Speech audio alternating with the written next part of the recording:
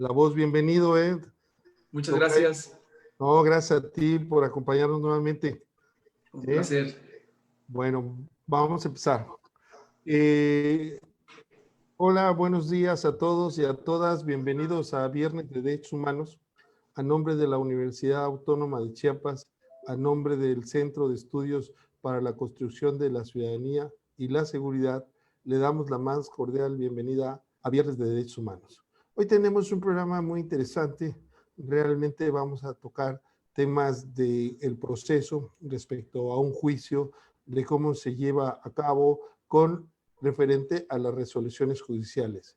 Hemos dicho en otras ocasiones que el proceso es como un diálogo, y en ese diálogo que los abogados hacemos alguna promoción y nos notifican la resolución de esa promoción los órganos jurisdiccionales. Vamos a ver la clase de resoluciones judiciales y qué tienen que ver esto con los derechos humanos.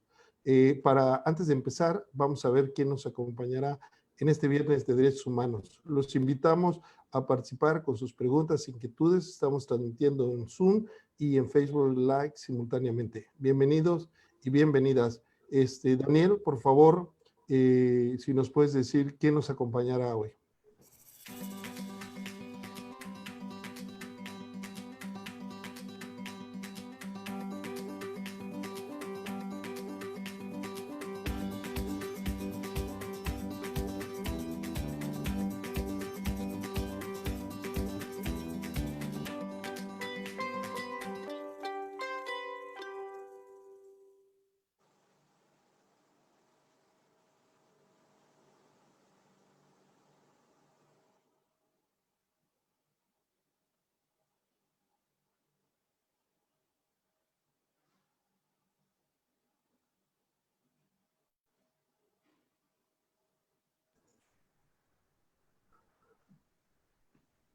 Bueno, pues como vieron, estará con nosotros el doctor Alfonso Pérez Daza. También está con nosotros acompañándonos, como siempre, el notario público, el doctor Hugo Carrasco Solé, dando fe de todas las actividades que realizamos. Un gran amigo. Doctor Alfonso Pérez Daza, bienvenido a Viernes de Derechos Humanos. Gracias por estar con nosotros. Muchas gracias, doctor Alfonso Jaime Martínez. Un placer.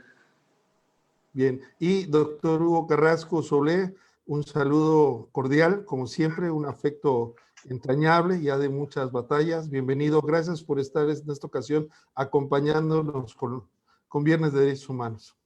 Muchas gracias, doctor Alfonso. Es un placer estar aquí con ustedes. Desde luego no soy notario, sí estoy dando fe de hechos, pero no soy notario. Y es un placer estar aquí con el doctor Alfonso Pérez Daza para escuchar y aprender de él. Gracias. Es notario no porque tenga fe pública, sino porque es notable siempre es notable. Se nota, ¿no? Ya de parte es una persona con mucha probidad y honradez, que eso es una distinción muy importante, ¿no? Bueno, para entrar al tema con el doctor Alfonso Pérez Daza, la verdad es un placer tenerte aquí, tocayo, nuevamente en algunas actividades académicas que nos has acompañado. De hecho, estaba viendo algunas fotos pues relativamente ya un poco viejas, pero no tanto, de que estuvimos en la UNAM, en la Facultad de Derecho, presentando un libro y sobre el control difuso de convencionalidad, y me dio mucho gusto ver que hemos coincidido ya en otras actividades. Bueno. Tenemos un gran amigo en común, el doctor Carrasco es, además de exitoso profesionalmente, pues es apasionado por la academia y tiene la virtud de no solamente de construir un mejor sistema jurídico para México, sino también de unir voluntades y nuevas amistades, doctor. Yo quiero iniciar, si me lo permiten, claro, con una adelante. frase de Norberto Bobbio, que señala: todas las acciones referentes al derecho de otros hombres, cuya máxima no puede ser publicada, son injustas. El acceso a la información es un derecho humano, por el cual se fomenta la participación ciudadana, la rendición de cuentas y la cultura de la transparencia en el ejercicio de la función pública. Por tanto, como podemos ver, se trata de una forma de hacer exigible otros derechos relacionados. Como es referido en la obra coordinada por María Luisa Hernández Chávez, y Juan Pablo Álvarez Enríquez, el acceso a la información pública es un derecho humano universal, por lo que toda persona es titular de dicho derecho, sin más limitaciones que las que señala la ley. Este derecho se encuentra consagrado en tratados internacionales. Solamente mencionaré uno de ellos, específicamente los artículos 13.1 y 13.2 de la Convención Americana sobre Derechos Humanos establecen que toda persona tiene derecho a buscar, recibir y difundir información, prerrogativa que no puede estar sujeta a previa censura, sino a la responsabilidad ulterior que deben estar expresamente fijadas por la ley y ser necesarias para asegurar el respeto a los derechos o a la reputación de los demás, o a la protección de la seguridad nacional, el orden público, o la salud o la moral pública. Es decir, no es un derecho absoluto, sino tiene limitaciones. La Corte Interamericana y la Comisión Interamericana de Derechos Humanos han determinado que para que el derecho en mención se encuentre efectivamente garantizado, es necesario que se cumpla en principio con lo siguiente. 1. Que las leyes que lo regulan aseguren la garantía de que este derecho es para todas las personas sin discriminación. 2. Que todos los órganos estatales y todos los niveles de gobierno que ejecuten recursos públicos o presten servicios públicos deben estar obligados a entregar la información. Y 3. El objeto del derecho debe ser regulado de manera adecuada de tal forma que no existan exclusiones arbitrarias o desproporcionadas. Estas son las recomendaciones del derecho internacional. De modo que el derecho de acceso a la información comprende aquella que se encuentra bajo custodia del Estado, esto es, la información que es producto o que está legalmente obligado a producir el Estado, la información que está bajo su poder de quienes ejercen, administren funciones, servicios o fondos públicos, exclusivamente respecto de dichos servicios, funciones o fondos, la información que el Estado capta está obligada a recolectarla y a entregarla cuando se le solicite.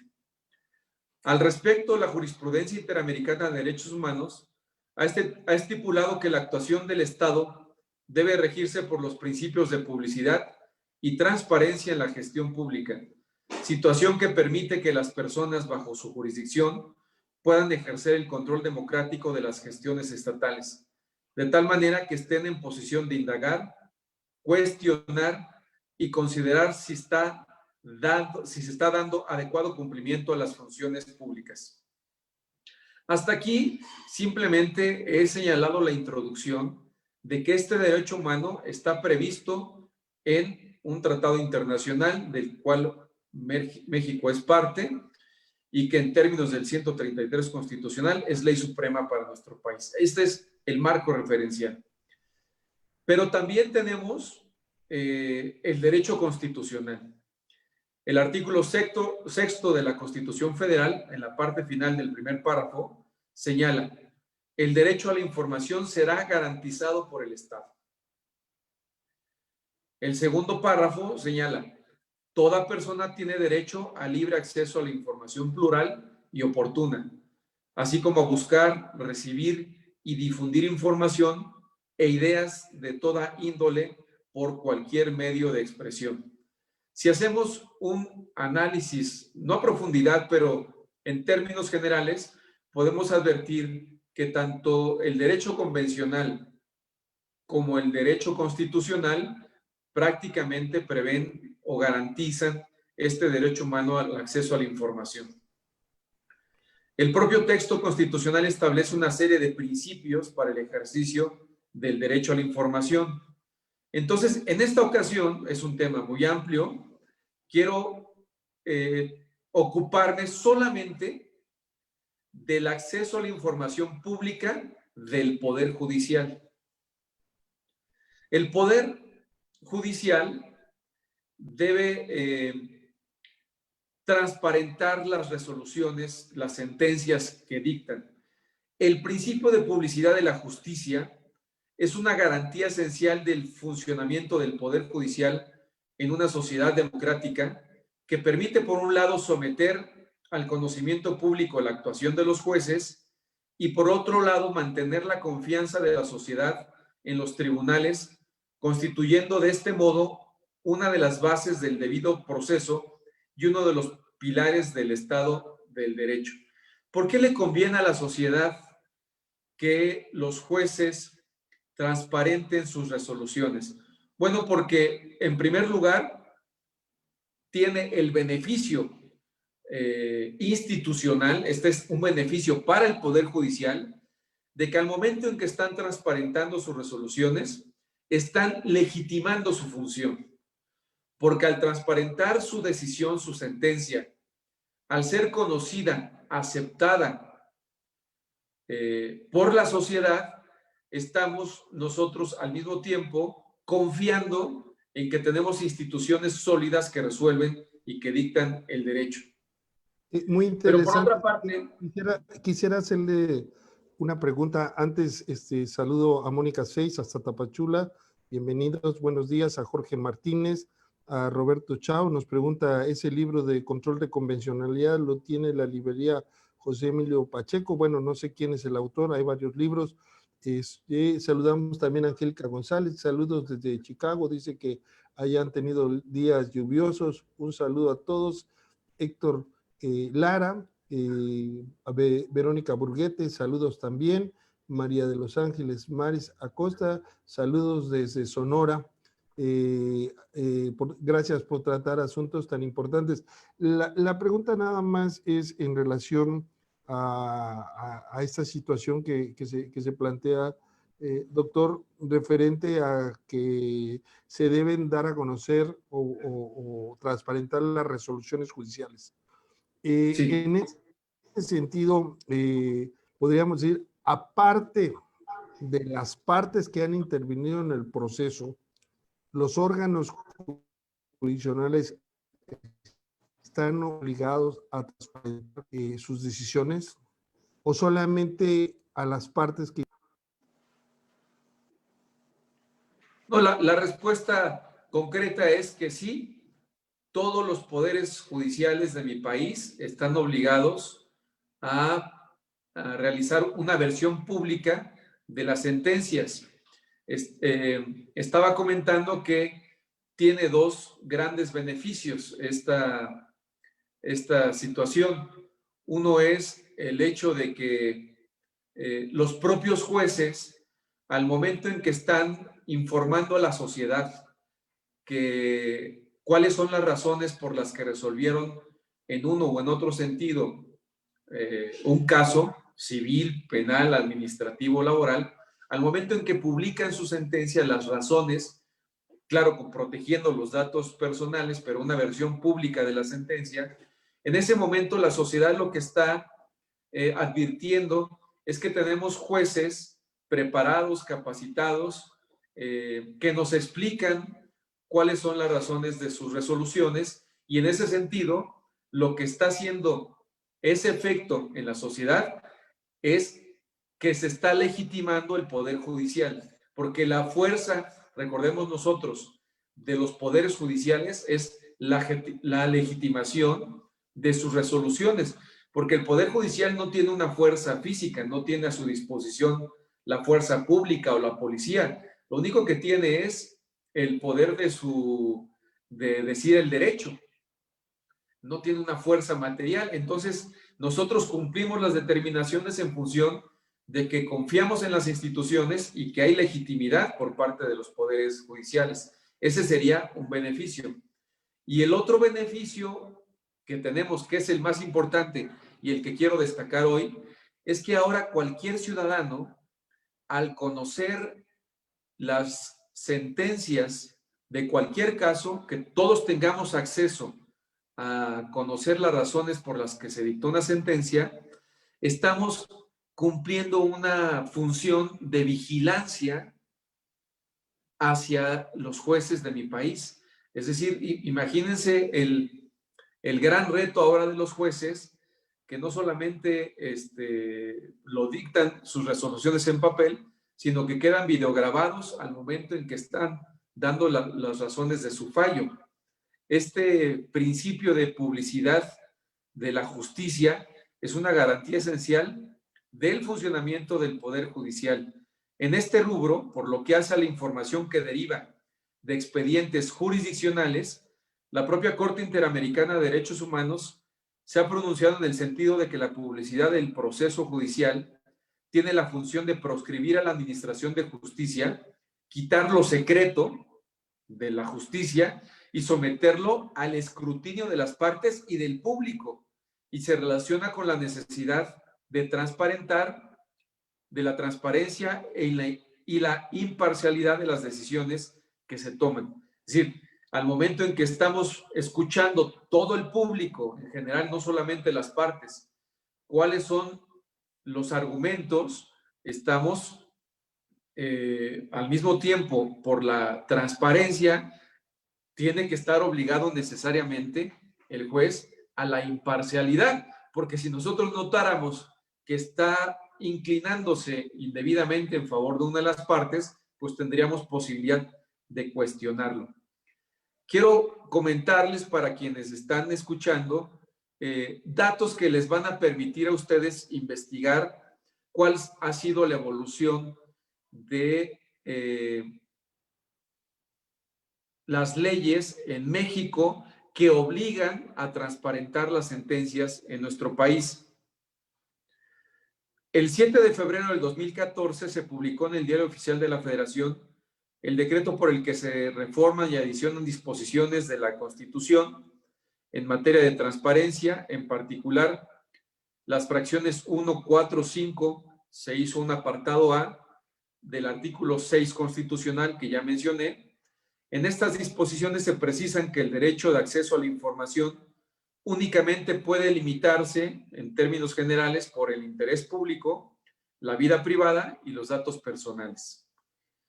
Considerando lo anterior, las resoluciones judiciales, en la exposición de motivos de este proyecto de decreto por el que se expidió la Ley General de Transparencia y Acceso a la Información Pública, en la Cámara de Senadores se propuso la obligación de que los poderes judiciales deberían de publicar la versión pública de las sentencias, fíjense bien, de interés público. Esto fue la primera obligación que se introdujo en el sistema jurídico de México. O sea, obligaron al Poder Judicial Federal y a todos los poderes judiciales de los estados, de las entidades federativas, que publicaran la versión pública de las sentencias de interés público con la finalidad de que los ciudadanos puedan estar mejor involucrados en las funciones del Poder Judicial en asuntos relevantes.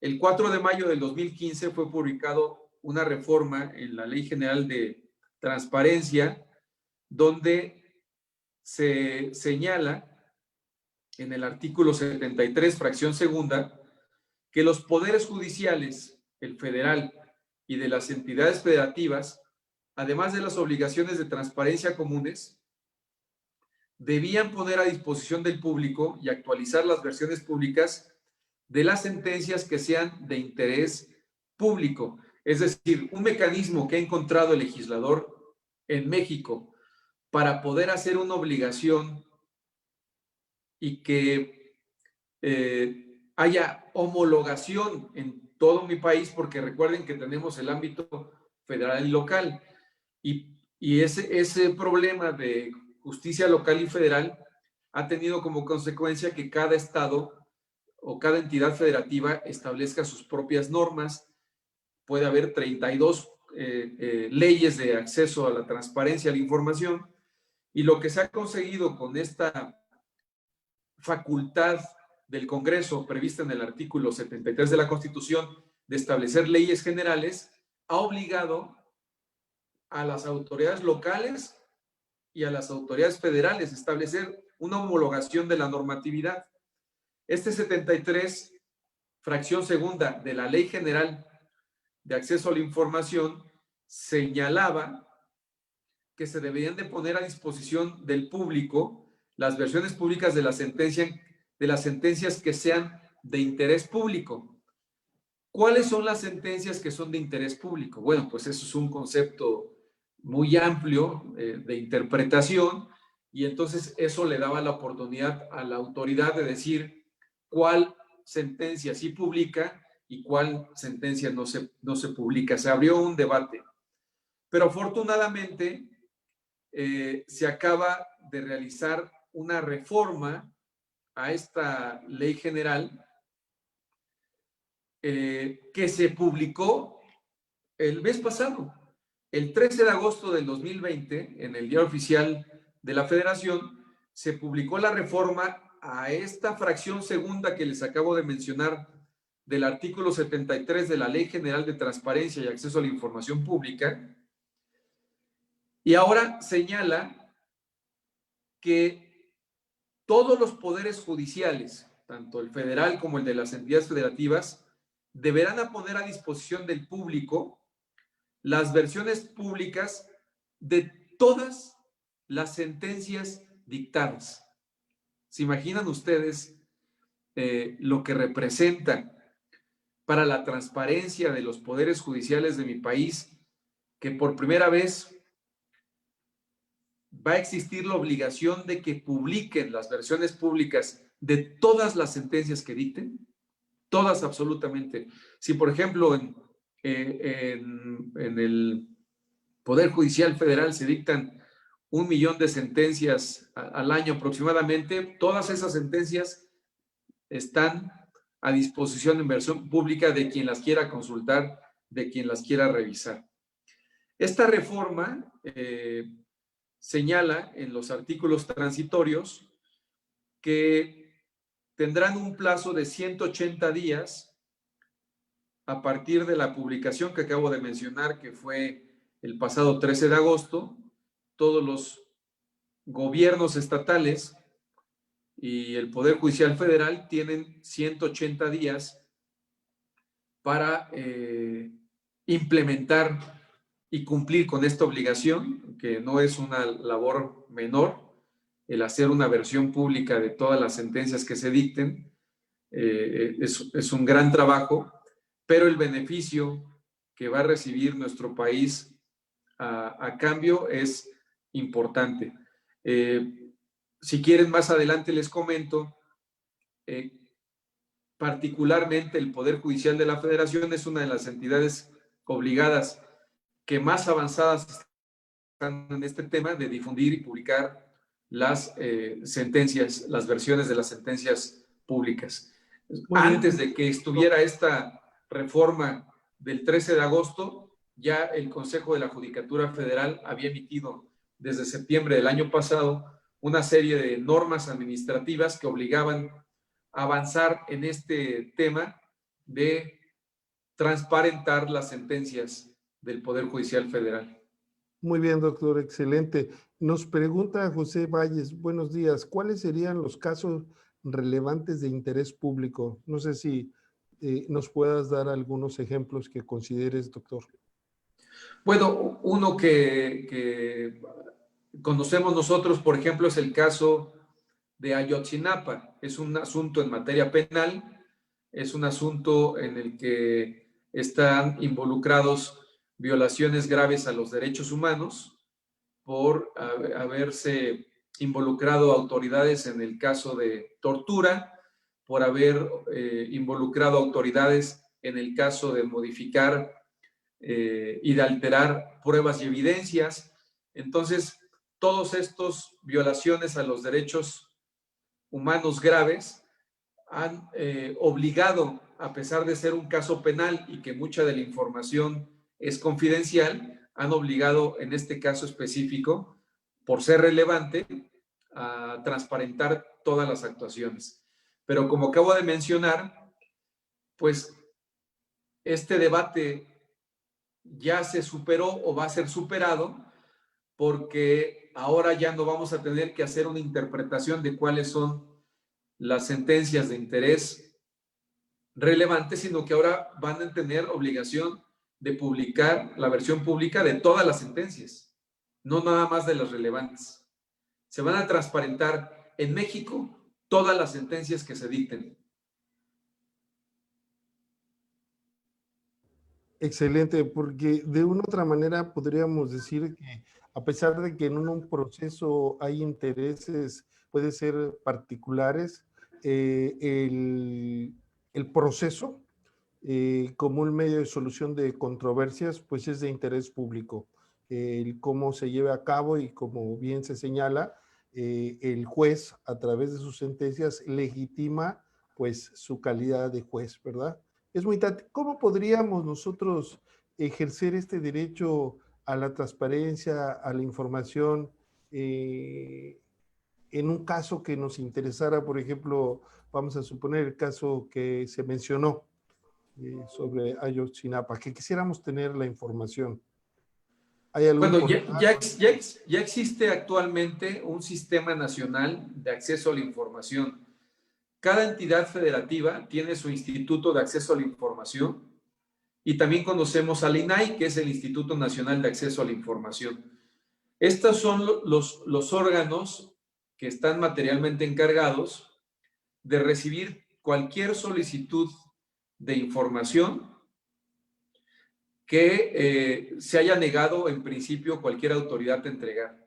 Entonces, si una autoridad se niega a entregar una información de cuál es el contrato que se firmó para,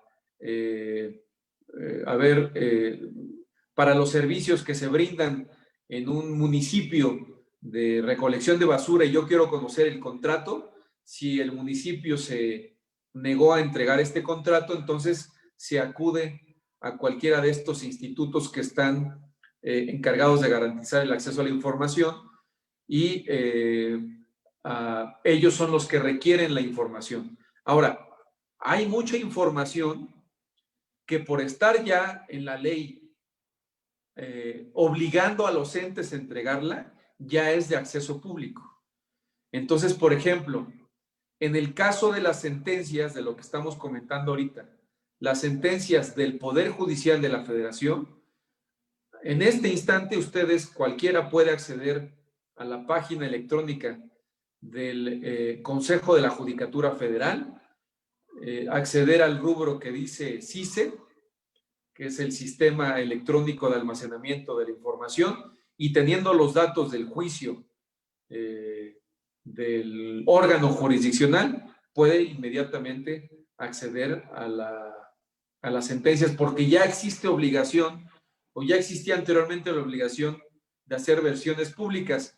Yo les comentaba que el Consejo de la Judicatura Federal desde el año pasado ha sido uno de los entes obligados que ha actuado de forma adelantada, ha sido de avanzada su intervención en la transparencia, porque ya desde el año pasado han reformado sus normatividades generales para poder tener cada vez más acceso a las versiones públicas de las sentencias que se dictan en el Poder Judicial Federal.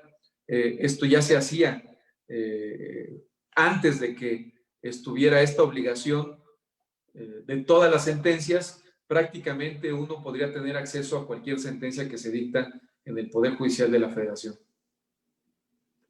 No sé si existiera alguna otra pregunta.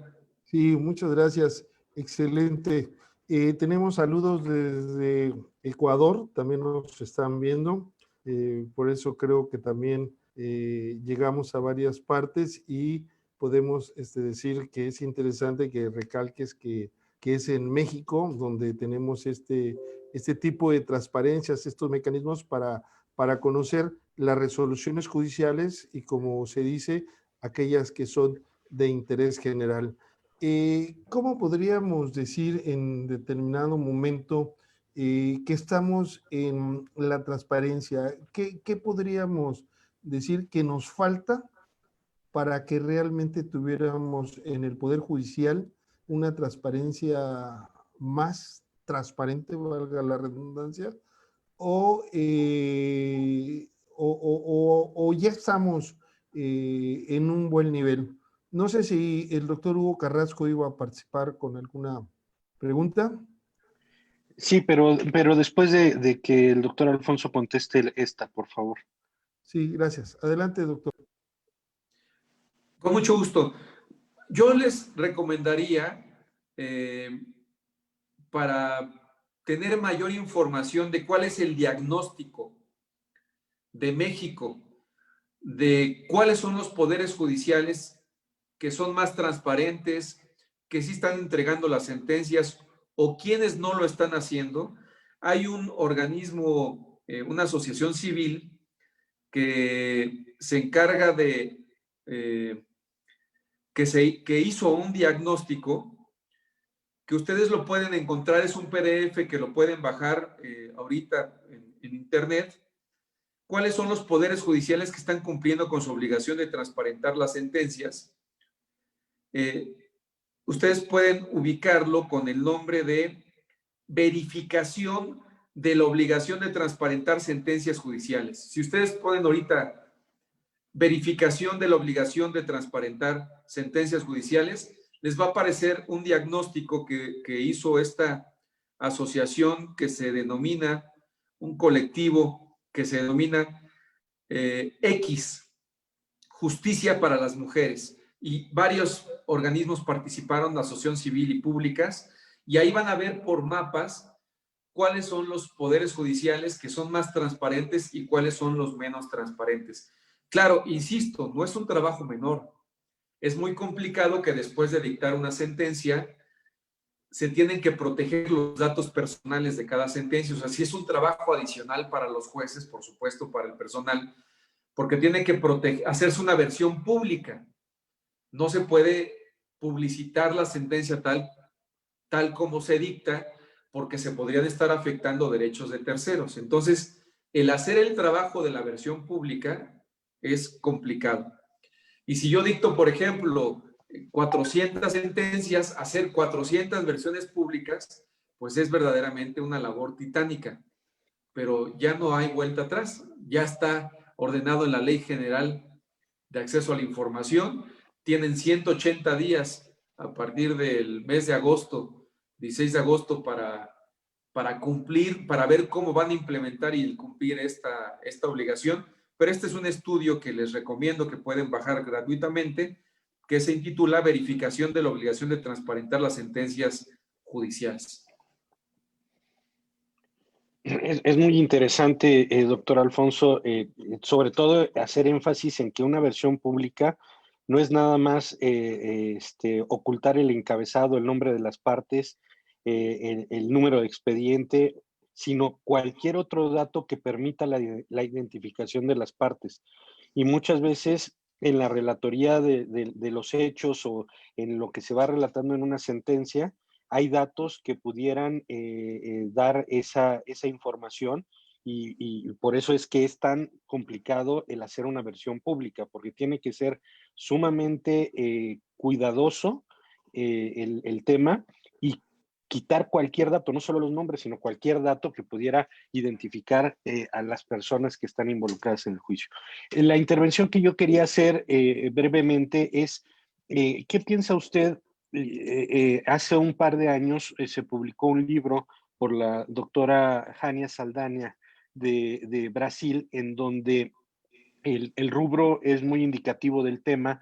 El título del libro es Los diálogos transjurisdiccionales. En estricto sentido, lo que ella plantea es que aunque no haya, porque no lo hay, una jerarquización entre los tribunales de todo el mundo, el diálogo entre los jueces, entre lo que está resolviendo por los jueces, sin que sea vinculatorio para otros países, porque no lo es, ese diálogo puede fomentar a una mejor administración de justicia, porque donde se apliquen las mismas razones debe de haber las mismas soluciones. Este tipo de transparentación, de transparentar, perdón, las resoluciones judiciales puede abonar en ese diálogo transjurisdiccional, sería la primera pregunta. Y la segunda, ¿usted piensa que sería adecuado fomentar ese diálogo transjurisdiccional hoy que y más en derechos humanos, hoy más que la justicia está más globalizada? Ese tema que tocas, doctor Hugo Carrasco, creo, sí tiene alguna vinculación con lo que estamos comentando, porque para traducirlo o interpretar lo que me estás preguntando, yo le diría a quienes nos escuchan que tú lo que estás mencionando, con un término más técnico, más complejo, es la jurisprudencia. La jurisprudencia lo que es precisamente es una sentencia. Estamos hablando ahorita de publicitar las sentencias. Cuando se habla de la jurisprudencia, es una sentencia que se hace pública y que es de observancia obligatorio para los jueces. Ese diálogo entre jueces del que estás mencionando. Yo creo que lo que preguntas está más vinculado. El diálogo entre jueces tiene que ver con el tema del sistema de precedentes. Publicitar las sentencias, saber cuáles son los criterios, porque cuando leemos una jurisprudencia no hay datos personales. Lo que se está haciendo en una jurisprudencia es el resumen en un párrafo de cuál es el caso y cómo se interpretó el caso. Este es el diálogo entre jueces. El tema que yo quiero dar a quienes participan en esta plática virtual, lo relevante para mí, lo grave que va a suceder en mi país es que cualquier persona, no el diálogo entre los jueces, sino cualquier mexicano, con cualquier actividad que tenga, puede saber, escuchar y leer cuál fue la explicación por la que dejó en libertad a una persona que fue acusada de un delito, o cuál fue la razón por la que le aumentó la pensión en un juicio civil al marido, o por qué le quitó la pensión a la mujer en un juicio. Esa explicación a la que normalmente no tenemos acceso, quienes no somos juristas, pero sí tenemos sentido común y sí tenemos la capacidad de poder hacer un análisis objetivo con lógica de lo que está diciendo un juez. Y ya hay muchos casos de sentencias que se han publicado y que han sido comentadas por periodistas, por maestros, por químicos, diciendo, a ver, yo no comparto la idea de un juez. Es decir, el escrutinio público al que van a ser sometidas todas las resoluciones de mi país, me parece a mí que es de la mayor relevancia para no solamente la vigilancia de la resolución de los jueces. A mí me gustaría, entiendo.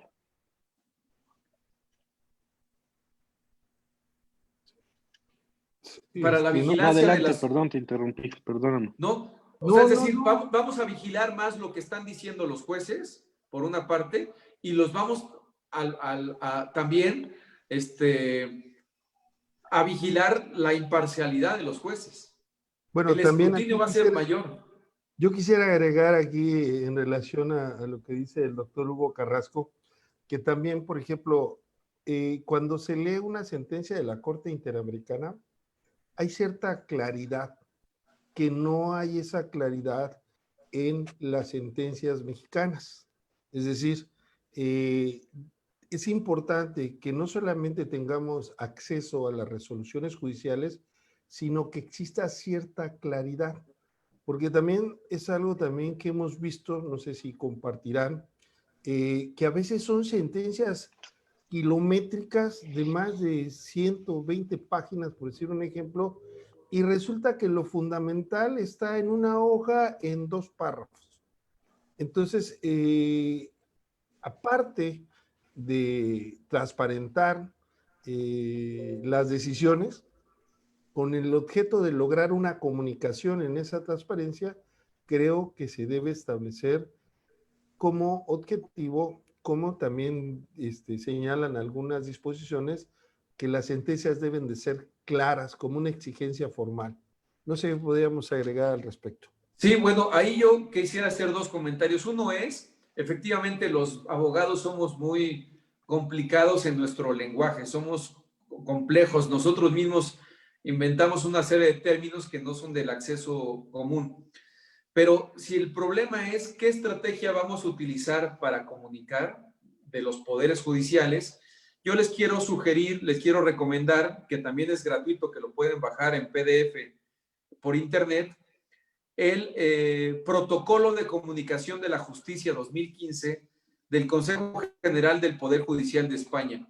Este documento va a tratar de responder lo que cuestionaba ahorita el doctor Alfonso Martínez, de cuál sería la mejor metodología para poder comunicar al público en general cuáles son las resoluciones de los jueces. Sí tiene que haber una estrategia de los propios jueces al momento de dictar las sentencias, y tiene que haber una estrategia institucional de los poderes judiciales de cómo acercar esa información de lo que están haciendo sus jueces al común denominador, a la ciudadanía en general.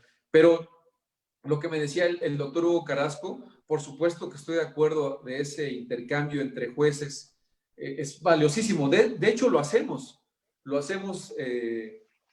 conocemos, ya tenemos ahora acceso a resoluciones que se dictan en otras partes del mundo, España, Alemania, y muchas veces las citamos y las aplicamos a nuestro derecho interno. A mí me parece fundamental ese diálogo, pero esta es la otra parte, la intervención de los que no son abogados, la intervención del público, que tienen derecho a conocer, aunque no sean partes en el juicio, por qué dijo el juez, qué fue lo que dijo el juez en una sentencia al momento en que resolvió. Ese es el derecho humano al que tienen ahora potencializado, y la pregunta sería si tenemos primero, si sabemos que tenemos ese derecho, y segundo, si lo estamos utilizando. Muy bien, muy bien. ¿Hay ciudadanos que les interesa conocer o no les interesa conocer las resoluciones judiciales? Bien. Perdón, Alfonso, habría que intervenga, ¿habría algún mecanismo de queja precisamente a disposición del gobernado para decir, yo sé que hay una sentencia que se dictó en tal fecha y no hay todavía una versión pública? ¿A quién tendríamos que acudir? ¿Al Consejo de la Judicatura o cuál sería el mecanismo de reclamación? Sí, es al propio Poder Judicial de cualquier entidad federativa. Todos los poderes judiciales ya, por disposición de la Constitución y de las leyes generales, estuvieron obligados a hacer una unidad de transparencia. Cada institución pública de los poderes judiciales tiene su unidad de transparencia. Ese es el canal para pedir al propio Poder Judicial que me entregue la resolución, y en caso de que se nieguen a entregarla, en recurso, el competente son los institutos de acceso a la información. Ok. Muy bien. Con su permiso, doctor Hugo Carrasco Soble. Bueno, pero esta es para ti, mi querido amigo. Angélica González dice, doctor Hugo, ofrézcanos una lista de referencias bibliográficas de los libros que usted recomienda. Nos ayudaría mucho a los estudiantes. Gracias. Bueno, mientras prepara la lista el doctor Hugo Carrasco Soble, ¿no? También tenemos una pregunta que la vamos a hacer, pero creo que no se relaciona con el tema. Dice Xochitl, buenos días. No sé si vaya acorde la pregunta con referencia a lo que sucede en la Ciudad de México, la toma de la Comisión de Derechos Humanos, que no se les ha dado la resolución a sus demandas.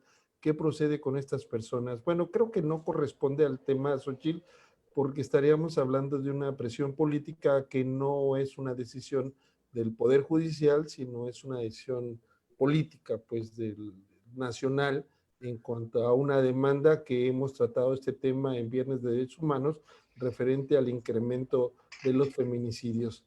Y a mí me surge también, aprovechando también que el doctor Hugo Carrasco está entrando ya en calor, ¿no?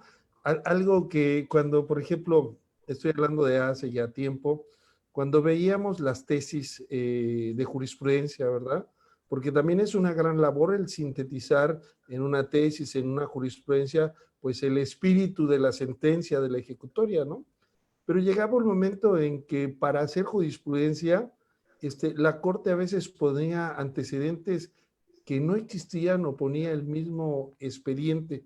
Pero afortunadamente creo que hoy estamos en otros tiempos en los cuales yo recuerdo algunas tesis de jurisprudencia como autonomía de los títulos de crédito, otra tesis de jurisprudencia, lo que se consideraba por acto reclamado, que cuando uno iba a la ejecutoria pues no tenía mucho nada que ver. pero estamos en otra época donde podemos los ciudadanos conocer el contenido íntegro de la sentencia, y también también hay que agregarlo, tenemos un seminario judicial de la Federación que casi está actualizado al día, porque nosotros podemos checar los criterios jurisprudenciales y las tesis aisladas a través de el portal de la Corte. Pero además la Corte ha hecho una labor muy interesante con la Corte Interamericana de Derechos Humanos, un buscador de derechos humanos, donde también se puede consultar no solamente partes de las sentencias que emite la Corte Interamericana, sino también las observaciones generales que establece el sistema universal. Es decir, podremos decir que tenemos un sistema de información y de transparencia acorde a los tiempos. Por eso era la pregunta que le hacía al doctor Alfonso Pérez de Asca, que qué nos faltaba, porque yo creo que, y no lo quiero comparar, pero a diferencia de otros países, bueno, las propias sesiones de la Corte en vivo, ¿no? En vivo cuando deliberan, pues es una especie de transparencia, ¿no? Yo recuerdo en el canal judicial, cuando falleció un ministro de la Corte, que por cierto era de Chiapas, había 10 ministros y entonces se tenía que elegir al presidente y en vivo transmitieron la sesión y duró mucho tiempo porque siempre empataban a 5 votos. Bueno, eso antes no se podía ver. Es decir, tenemos un sistema, hay que reconocer también los logros, donde podemos conocer la información que genera el Poder Judicial de la Federación.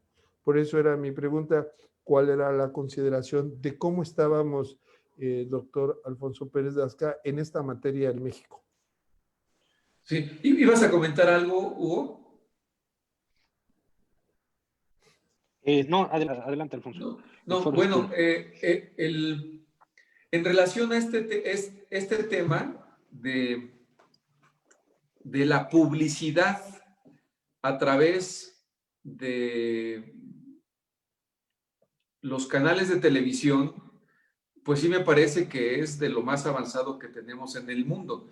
Las resoluciones de la Suprema Corte de Justicia en México se pueden ver a través del canal nacional y se está escuchando ahí cada una de las posiciones que toman antes de resolver un asunto los ministros de la Suprema Corte de Justicia de la Nación. No existe posibilidad de poder transmitir en vivo hasta ahorita lo que están resolviendo aproximadamente en materia federal 1,600 jueces y magistrados federales. Pero sí existe un tema que me parece de la mayor relevancia, que es de los tribunales colegiados de circuito. Desde hace mucho tiempo, con el afán de ser transparente en las audiencias donde se reúnen los 3 magistrados del tribunal a resolver, desde hace mucho tiempo siempre esas audiencias han sido públicas. Tú podías entrar a un tribunal y escuchar a los magistrados al momento en que estuvieran resolviendo. Pero la disposición del Consejo de la Judicatura Federal fue de videograbar las sesiones para que quedara constancia de ello.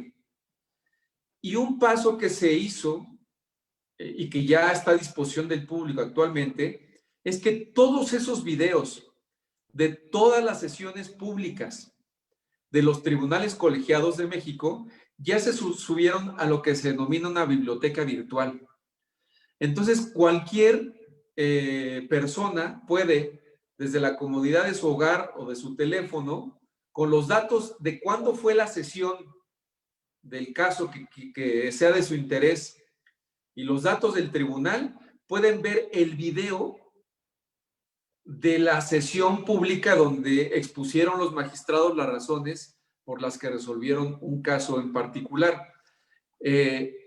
Yo creo que es importantísimo que ya tenemos acceso no solamente a los casos de la Suprema Corte de Justicia que se transmiten, sino los casos de todos los tribunales colegiados de México, que están videograbados y que ya hay una biblioteca virtual a la que puede tener acceso cualquier persona. Es decir, la transparencia se está potencializando y crea el efecto que mencioné al principio de mi intervención, que por un lado, las instituciones, el Poder Judicial, la Corte, los tribunales colegiados, se están legitimando porque están explicando sus resoluciones, su trabajo, la importancia de su trabajo, de los conflictos que resuelven, y al mismo tiempo están sometiendo sus decisiones al escrutinio público.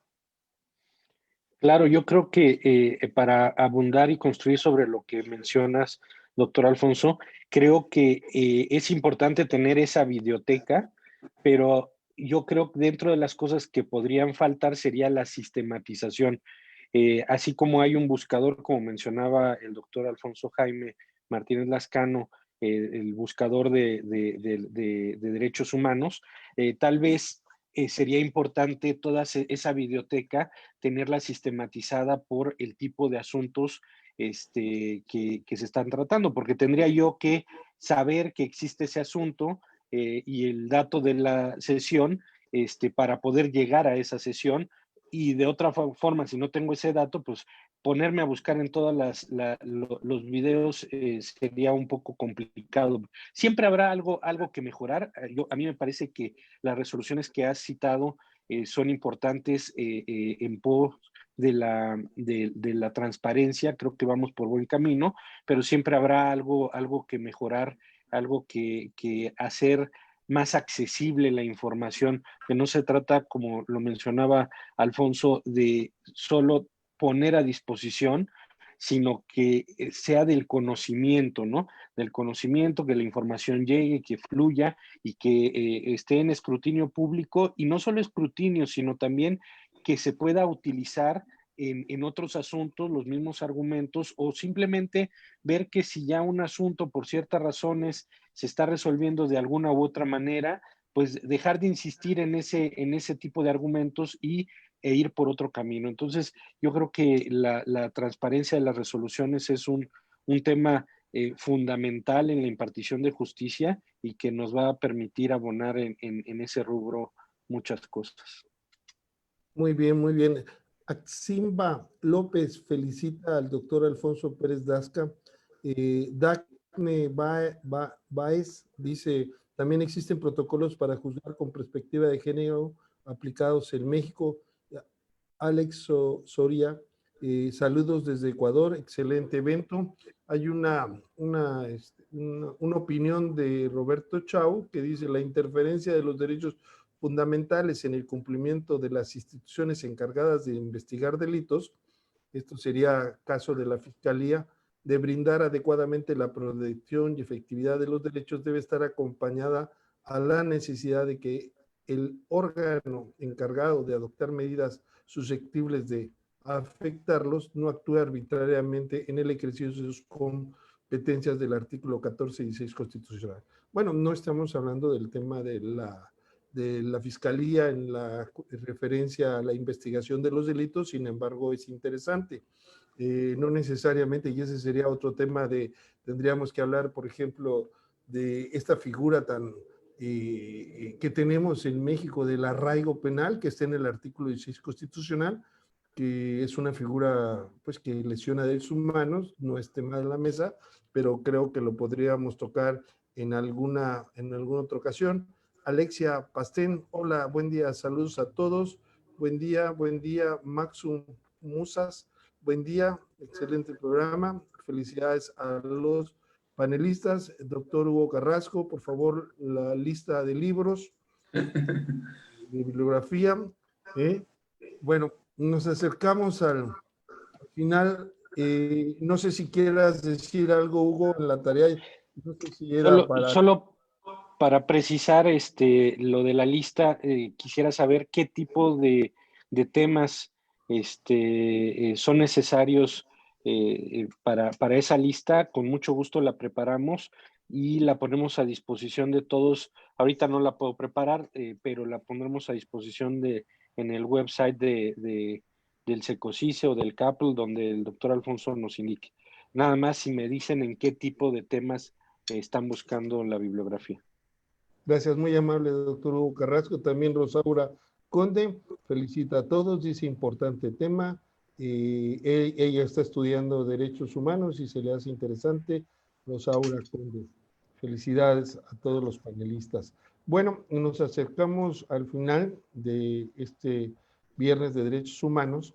Vamos a darle al doctor Alfonso Pérez Daza el tocayo, porque de repente hubo, dice lo que dijo el doctor Alfonso, pero no sabemos. Y Alfonso, excelente tema, Verónica Burguete, así que está bien. ¿Cómo podríamos establecer algunas conclusiones de este tema de la transparencia de las resoluciones judiciales, estimado tocayo? Es un derecho humano que sí tiene límites, no es un derecho absoluto.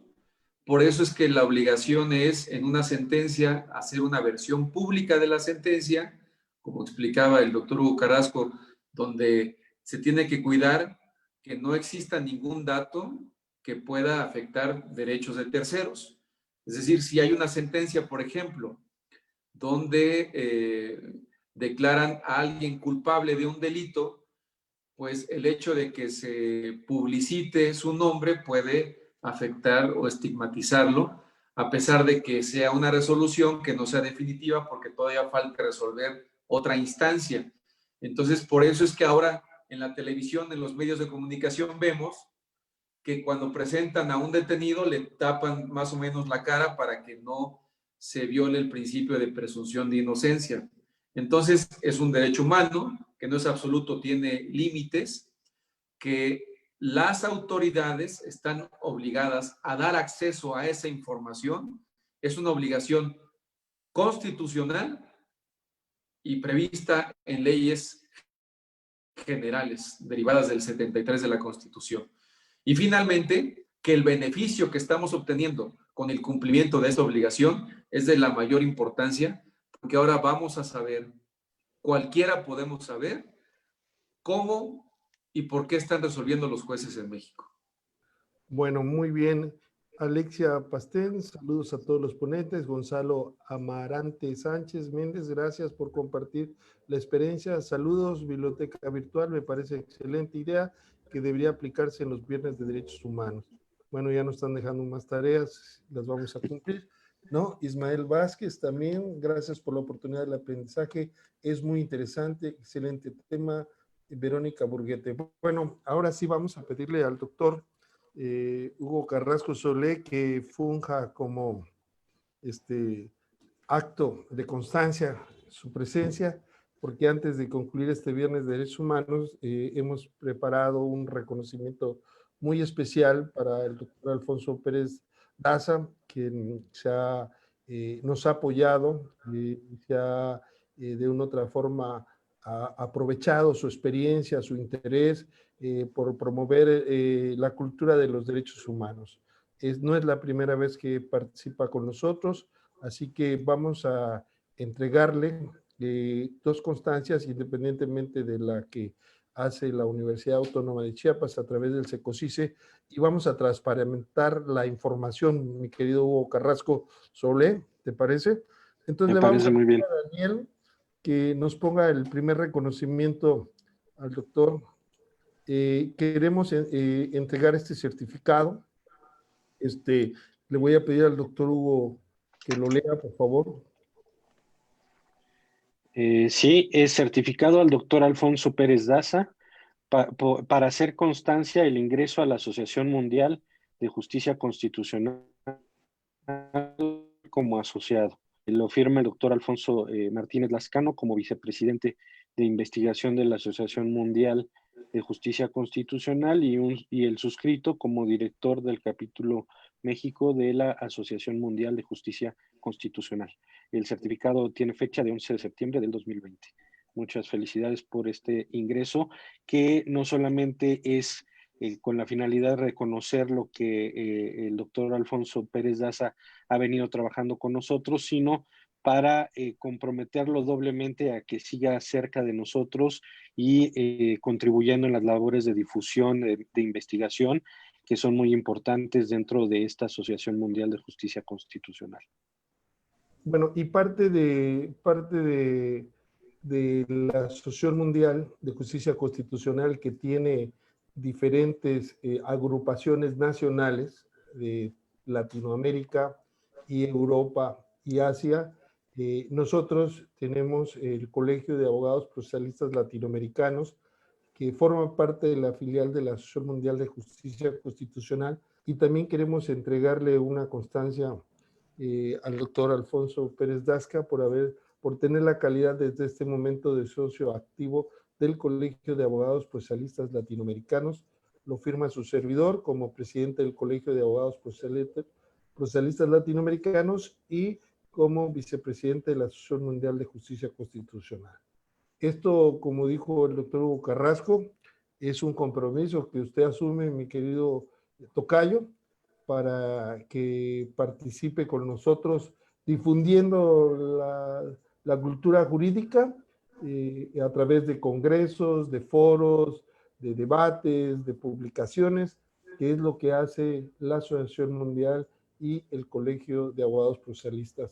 Somos organizaciones eminentemente académicas de profesores y investigadores de diferentes partes del mundo, y realmente consideramos, el doctor Hugo, ahora que funge como director de la Asociación Mundial de Justicia Constitucional, que tenemos que tener una delegación mexicana donde realmente tengamos gente joven, conocedora y sobre todo con una calidad moral y profesional destacada. Por eso hemos determinado, el doctor Hugo Carrasco, con el apoyo del presidente de la Asociación Mundial Constitucional, el doctor Eduardo Andrés Velandia Canosa, colombiano, su ingreso a estas dos agrupaciones eminentemente académicas. Así que bienvenido, bienvenido, no lo vamos a soltar, y espero que sigamos por esta línea. Doctor, ¿quisiera decir usted algo? Acepto con honor este reconocimiento y también me comprometo públicamente a promover los derechos humanos y la ciencia jurídica en beneficio de toda la sociedad. Excelente. Doctor Hugo, ¿algo más? Nada más agradecerles a ambos que podamos seguir difundiendo los derechos humanos y el tener estos espacios para poder llegar a todos los rincones que podamos llegar. Como dice el reconocimiento, el espíritu de los derechos humanos va corriendo por todo Latinoamérica, ¿no? Exacto. Bueno, con esto agradecemos a todos los que nos acompañan. Los invitamos el próximo viernes con un tema que estamos preparando muy especial respecto de los derechos humanos, y todos los que nos acompañaron en Facebook, en el Zoom, les agradecemos mucho. Realmente esta función, si no fuera por ustedes, no tendría razón de ser. Así que nos vemos hasta pronto en Viernes de Derechos Humanos. Doctor Alfonso Pérez Dasca, doctor Hugo Carrasco Solé, muchas gracias por estar con nosotros. Nos vamos. Gracias. Nos vemos. Gracias a ustedes. Hasta luego, buen día. Buen día.